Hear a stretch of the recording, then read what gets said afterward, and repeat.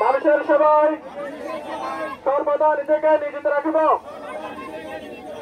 দেশের প্রতি অনুগত থাকিব, দেশের একতা ও শৃঙ্খলা বজায় রাখিবার জন্য সর্বদা সচেষ্ট থাকিব, পরিচ্ছন্ন বাংলাদেশ গড়িয়া তুলিতে নিজেকে সবসময় নিয়োজিত রাখিব। আমাদের আশেপাশের কেউ যেন যত্র ময়লা আবর্জনা না ফেলেন সে বিষয়ে সচেতন করিব। সর্বদা সাংবিধানিক নাগরিক দায়িত্ব পালন করিব। দেশের প্রচলিত সকল আইন মানিয়ে চলিব। হে প্রভু, আমাকে শক্তি দে, আমি যেন দেশের সেবা করতে পারি এবং বাংলাদেশকে একটি পরিচ্ছন্ন, শক্তিশালী